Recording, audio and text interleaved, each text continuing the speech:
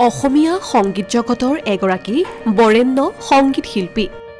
যাৰ গীতে মাতে মুগ্ধ কৰে শ্ৰোতা দৰ্শকক সুকণ্ঠী গায়িকাৰ গৰাকী ডক্টৰ অনিমা চৌধুৰী বৰেণ্য সংগীত শিল্পীগৰাকীৰ অভিযাত্ৰী শীৰ্ষক গীতৰ শুভমুক্তি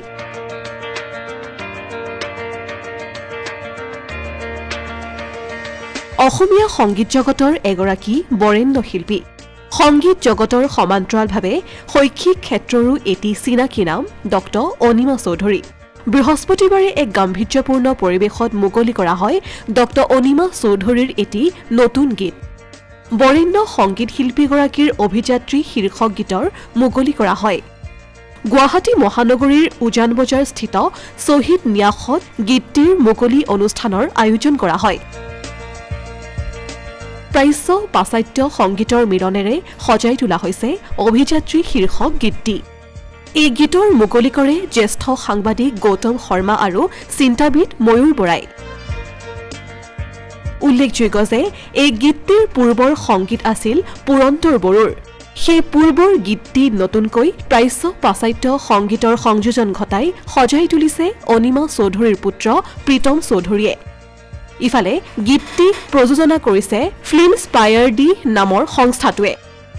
গীতটিৰ লগত জড়িত আন এগৰাকী শিল্পী হৈছে ইটালিয়ান সংগীতজ্ঞ মাউৰো কুলানগেলো প্ৰীতম আৰু মাউৰোৰ যুটীয়া সংগীত ব্যৱস্থাপনাৰে নতুনকৈ ডক্টৰ অনিমা চৌধুৰীৰ কণ্ঠত বাণীবদ্ধ কৰা হৈছে অভিযাত্ৰী শীৰ্ষক গীতটি আনহাতে গীতটি মুকলি কৰি জ্যেষ্ঠ সাংবাদিক গৌতম শৰ্মাই কলাগুৰুৰ অন্যতম সৃষ্টি নাহৰ ফুলে নোখোৱাই গীতটি গুণগুণাই অভিযাত্ৰী শীৰ্ষক গীতটিৰ সংগীত সম্পৰ্কত মন্তব্য কৰে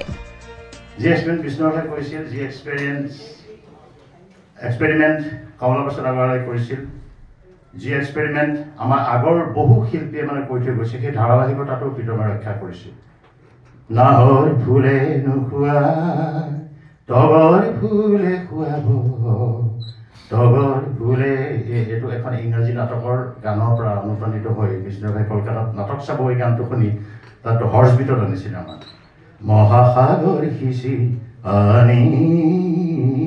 হাত মানি কৰে এইখিনি পুৰা Asomiya flavour it's a combination of western Indian and Assamese song unique combination it's a total fusion not confusion এটা ইউনিক কম্বিনেশ্যন তাৰ কাৰণে এটা যোগ্যতা লাগে দক্ষতা লাগে যিকোনো মানে সেই কামটো কৰিব নোৱাৰে ফিউজনৰ নামত আজিকালি যিমান কনফিউজন হৈছে এক্সপেৰিমেণ্টৰ নামত যিমান ইনএক্সপেৰিমেণ্ট হৈছে সেই এতিয়াৰ যুগত প্ৰীতমে এই কামটো যে কৰিছে তাৰ মই চালোঁ মিউজিকেল ইমপ্লিকেশ্যন মই ঠিক মিউজিকেলি ব্যাখ্যা কৰিব খোজা নাই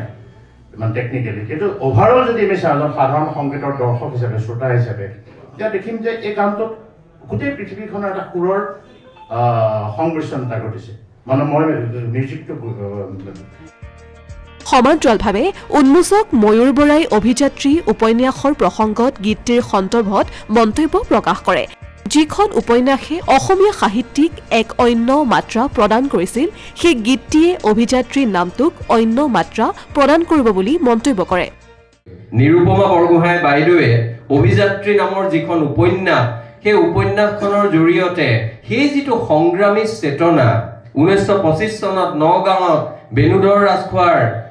নগাঁৱৰ কোটকৰ বেনুধৰ ৰাজখোৱা নাছিল 26 চনত ভূপেন হাজৰিকা জন্ম হৈছে পাণ্ডু কংগ্ৰেছ হৈছে 26 চনৰ ধুবুৰীত বেনুধৰ ৰাজখোৱাৰ সভাপতিত্বত যিখন সাহিত্য সভাৰ অধিৱেশন হৈছিল তেতিয়া অসমীয়া মহিলাক এই যে বাঁহৰ চিকৰ আৰত থাকি কথা কোৱাৰ প্ৰৱণতাক ভাঙি যিগৰাকী মহিলাই লৈ আহিছিল সেইগৰাকী আছিল চন্দ্ৰপ্ৰভা শইকীয়ানী আৰু সেই চন্দ্ৰপ্ৰভা শইকীয়ানীৰ বিষয়ে অভিযাত্ৰী নামৰ এখন সুলিখিত অসমীয়া এখন উপন্যাস গতিকে অভিযাত্ৰী নামটো যেনেকৈ সুন্দৰ বহু মানুহৰ মন মননত ই খুন্দিয়াই থাকে প্ৰতিধ্বনিত হৈ থাকে আৰু বাইদেৱে সেই অভিযাত্ৰীক আন এটা মাত্ৰা প্ৰদান কৰিলে উল্লেখযোগ্য যে উক্ত গাম্ভীৰ্যপূৰ্ণ অনুষ্ঠানটিত সংগীত শিল্পী পুৰন্দৰ বড়োৰ লগতে সংগীতা কাকতি মালবিকা বৰাকে প্ৰমুখ্য কৰি বহু কেইগৰাকী বিশিষ্ট ব্যক্তি উপস্থিত থাকে অসমীয়া প্ৰতিদিন ডিজিটেল ডেস্ক